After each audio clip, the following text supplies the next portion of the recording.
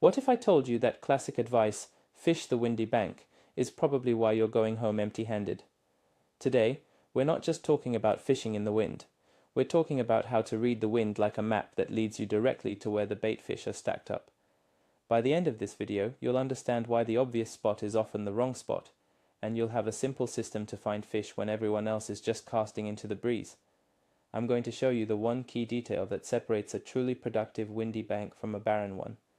It's the reason why some guys catch a limit while others, fishing just 50 yards away, catch nothing. Think fishing the windy bank is always the right move? Let me know in the comments before we even start. I'm curious to see how many of you change your mind by the end. Wind is one of the most powerful yet misunderstood forces in fishing. It moves water, it moves nutrients, and most importantly, it moves the entire food chain. Get it right, and it's like having a dinner bell ringing for you.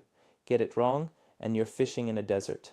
For generations, we've been told one thing. Wind pushes baitfish against the shore. So, you find the bank the wind is pounding, and you start casting. It makes sense on the surface, right? The wind blows, stuff gets pushed. Simple. It's easy advice to follow. It gives you a starting point on a huge body of water. And let's be honest, sometimes it works. Just enough to keep us believing in it. But sometimes isn't good enough. We're here for consistently. Let's start with the classic scene. You pull up to the boat ramp, the wind is whipping pretty good out of the west. What's the first thought that pops into the head of almost every angler on that lake? Gotta get over to the east bank. We've all done it. We've all heard it 1,000 times from our dads, our grandpas, the old guys at the bait shop. Son, the wind is your friend. It's pushing all that yummy plankton and stuff over to that bank, and the baitfish follow the food, and the big fish follow the baitfish. It's the simplest rule in fishing, and it feels so right. You battle the waves, the spray is in your face, you finally get to that windswept shoreline, and you start casting with total confidence. You're thinking, they have to be here. You spend an hour, maybe two, getting pounded by waves, and you've got nothing to show for it but a wet shirt. You look down the bank and see 10 other boats doing the exact same thing. Sound familiar? This is the starting point for so many frustrating days on the water. It's a belief so deeply ingrained that we rarely question it. So, here's where we need to break it down. Why is that seemingly perfect wind-pounded bank so often a dud? The myth isn't entirely wrong. It's just dangerously incomplete. Yes, the wind pushes surface water. Yes, that water contains plankton and microorganisms that baitfish feed on. But it ignores two fundamental truths of nature. The first is physics, and the second is biology. The physics part is that water is a fluid in a container, the lake, and it doesn't just stack up on one side. The biology part is that baitfish, while not the strongest swimmers, are not brainless little robots. They aren't going to let themselves get thrashed to death against rocks and logs for a free meal if they can help it. They are programmed for survival, and survival means finding food with the least amount of energy spent. Getting beaten up by waves is not energy efficient. Once you accept these two ideas, that water circulates and baitfish seek shelter, the whole puzzle changes. The windy bank is the general neighborhood, but it's not the specific address where the party is. Let's talk about the single most important factor that the old advice leaves out: current. When a strong wind blows across a lake for a few hours, it does more than just make waves. It sets up a massive lake-wide circulation. It creates a powerful surface current moving in the same direction as the wind. This is the current that everyone focuses on. It carries the warm water, the debris, and the food. Imagine a giant, invisible river flowing across the surface of the lake. This is the engine that drives everything. But thinking that this is the only thing happening is the mistake. For every action, there's a reaction. All that water piling up on the windy side has to go somewhere. It can't just climb out of the lake. This is where understanding current becomes your secret weapon. You have to stop thinking like you're just fishing the wind, and start thinking like you're fishing a river system that's hidden just beneath the surface. So if water is piling up on one side, where does it go? It goes down and it goes back. This creates a return current, or an undertow, that flows in the opposite direction of the wind, usually deeper in the water column. Think about it like this. You're watching leaves and twigs get blown across the surface to the east bank. That's the surface current. But if you could see a neutrally buoyant object, like a drop of ink, 10 feet down, you might see it slowly drifting back to the west. This is huge. It means the entire lake is in motion. More importantly, it creates seams and breaks where these two currents, the one on the surface and the one below, interact. These seams are where the magic happens. Predator fish are masters of energy conservation. They won't fight a strong current if they don't have to. They will sit right on the edge of these current seams in the calmer water, waiting for the moving water to deliver a meal right to their face. This is the first clue that the fish aren't just scattered everywhere. Now, let's get back to the biology of those baitfish. They are the target. We need to think like they do. A school of shad or shiners is not going to happily swim into a shoreline that's getting hammered by 2-foot waves. That's chaos for them. It's disorienting and dangerous. They are weak swimmers compared to the power of the wind and waves. So while the food source is being pushed that way, the baitfish are simultaneously looking for the first available place to get out of the main flow. They want to find a spot where they can hold, rest, and still pick off the food drifting by in the current. They're looking for refuge. Your job as an angler is to stop thinking about where the wind is pushing them and start thinking about where they would go to hide. Find the shelter and you will find the bait. And of course, wherever the bait is balled up and hiding, the bass, walleye or pike will be right there with them, using that same shelter as an ambush point. This brings us to the idea of collection points. The wind and the current it creates act like a giant sorting machine. They gather up all the baitfish and funnel them, but not against the entire length of the bank. They funnel them into very specific, predictable locations. These are the collection points. These are the spots where some physical feature of the lake interrupts the current and creates a calmer area. An entire half-mile stretch of windy bank might be completely barren of fish, except for 2 or 3 of these small collection points, and those spots will be absolutely loaded. This is why you can see one boat catching fish after fish, while another boat, just 100 yards away on the same bank, isn't getting a sniff. The second boat is fishing the general area. The first boat has found the exact collection point. Learning to identify these spots before you even make a cast is the difference between a good day and a great day. So what's the number one most obvious collection point? A wind-blown point. I'm talking about a piece of land that juts out into the main body of the lake. When that wind-driven current hits the side of that point, it has to go around it. This creates 2 distinct things that you need to look for. On the upwind side of the point, the current slams into it, but it also creates a small pocket of slack water right at the base of the point. On the downwind, or backside, of the point, it creates a much larger area of calm water, an eddy. The predator fish will stack up right on the seam where the fast water meets this slow water. Imagine you're standing on that point. You can cast right into the current and let your bait drift back naturally into that slack water. That's a classic ambush setup. The fish don't have to work hard. They just sit on that underwater corner and wait for the conveyor belt to bring them dinner. This is the first spot you should always check. The next collection point is just as good, but a little more subtle. It's the first inside turn or cove just downwind from a major point. The current that wraps around that point we just talked about will continue flowing along the shoreline. As it passes the mouth of a small cove or an indentation in the bank, it creates a vortex, a swirling back current, or an eddy inside that pocket. The main river of current is flowing past, but inside the cove, the water is much calmer, sometimes even slowly circling back on itself. This is a 5-star hotel for baitfish. They get pulled along by the main current, and then they get swept into this calm little pocket where they can rest and feed. They will stack up in these places by the thousands.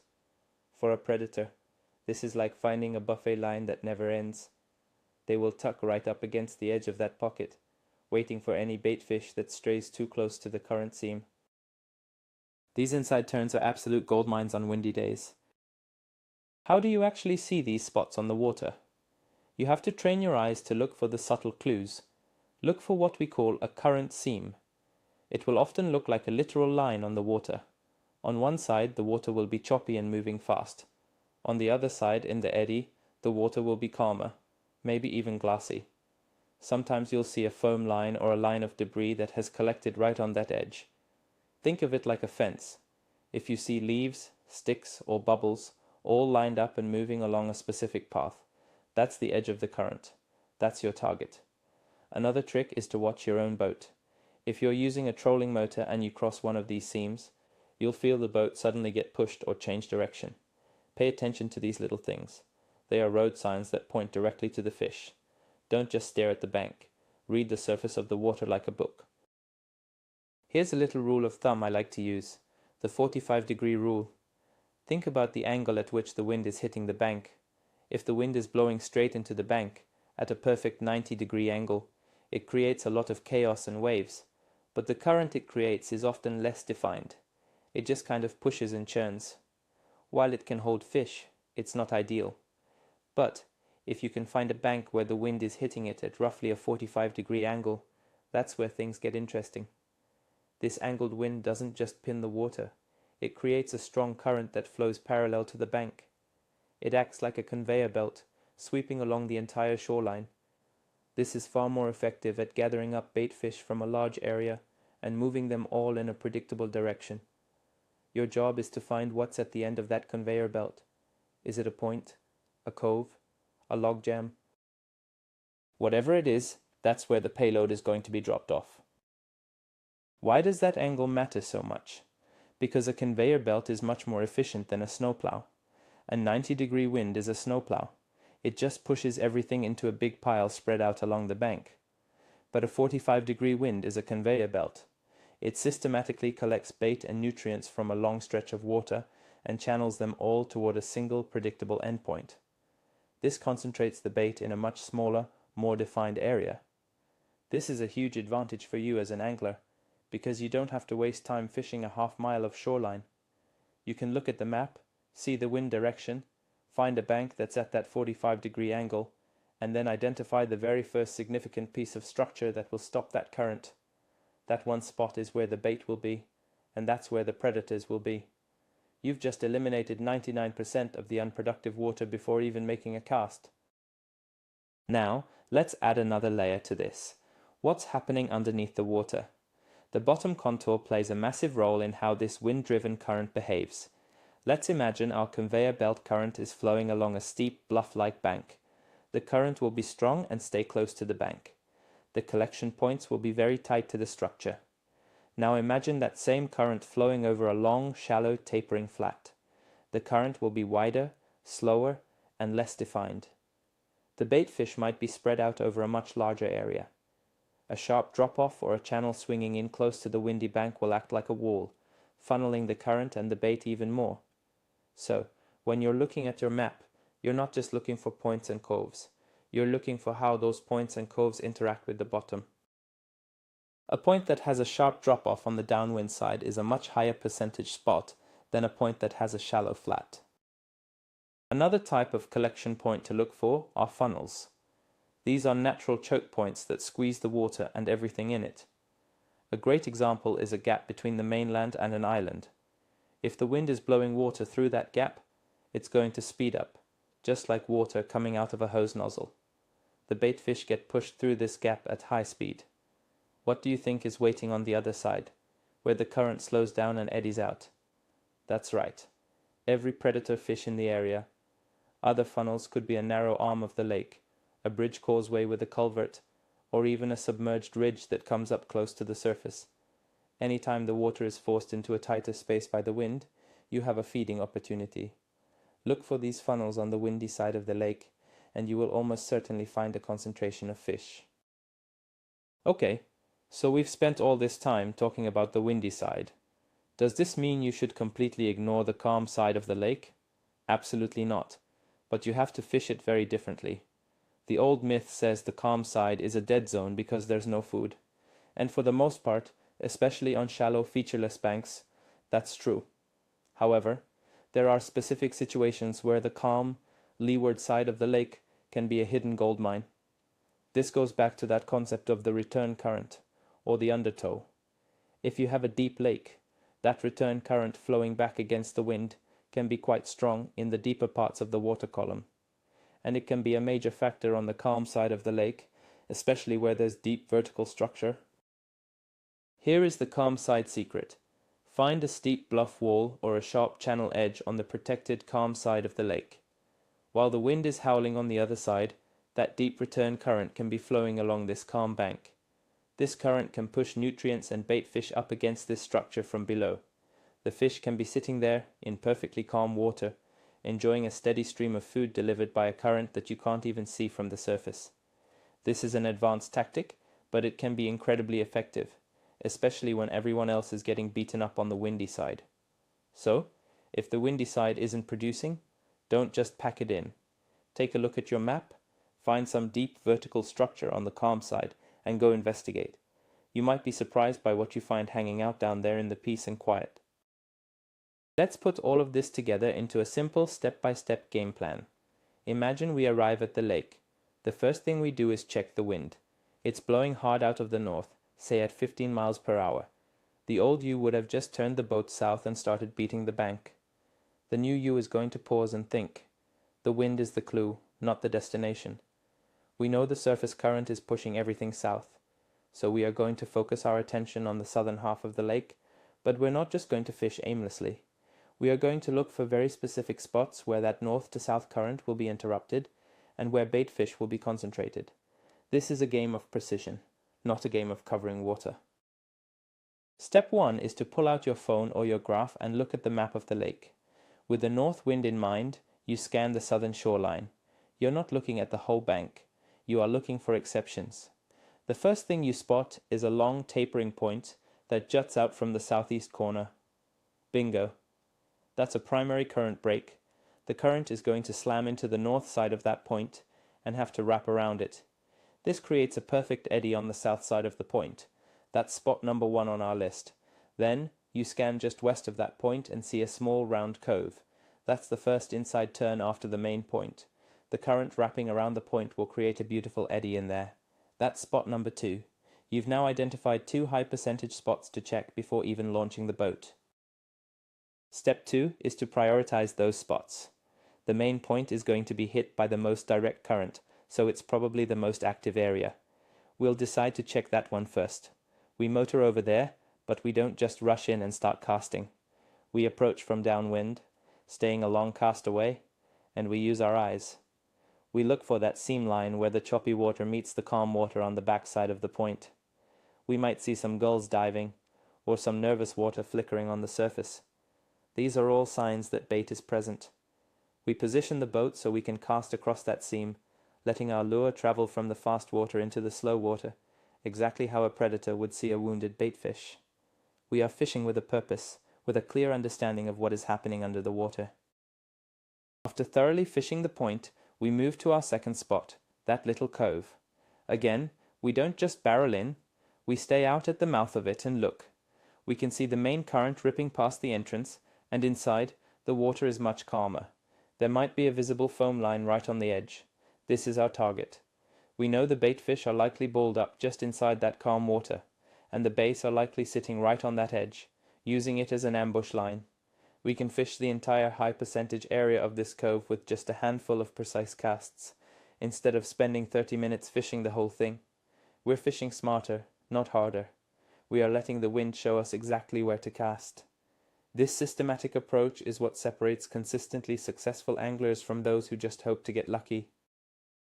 So, the biggest takeaway from all of this should be a complete shift in your mindset. The wind is no longer just a force to be battled. It is a compass that points you to the right neighborhood, but it is not the final destination. The old saying should be rewritten. It's not wind in your face, fish at your feet. It should be wind in your face, find the first current break, and the fish will be there.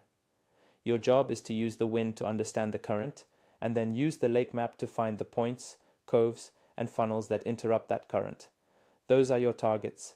Stop casting at random shorelines and start hunting for these specific collection points. Once you start doing this, windy days will go from being your least favorite days to fish to the ones you get the most excited about, because you know a secret that 90% of the other anglers on the water don't. So, let's pull it all together. The wind isn't just a simple push. It's a complex engine that creates currents, eddies, and conveyor belts of bait. The old advice to just fish the windy bank is lazy. It puts you in the general area, but the real magic, The spot on the spot is in the details. The biggest shift in thinking, the real light bulb moment, is realizing that baitfish are actively trying to get out of that pounding surf. They're looking for the nearest point, the closest cove, or the smallest current break where they can hold without spending all their energy. And where they stack up, the predators will be waiting. You're not looking for where the wind is hitting the hardest. You're looking for where the wind is trapping the bait. This changes everything because you stop fishing huge 100-yard stretches of barren bank. Instead, you start targeting precise high-percentage spots the size of your boat. You're no longer guessing, you're hunting. Thank you so much for sticking with me through this one. If this just changed how you're going to approach your next trip, do me a favor and hit that like button. It really helps the channel out. And if you're not already, make sure you subscribe so you don't miss out on more tips that challenge the old way of thinking. Now I have to ask, what's the single biggest myth in fishing that you eventually realize was wrong? Drop it in the comments below. Let's get a good discussion going.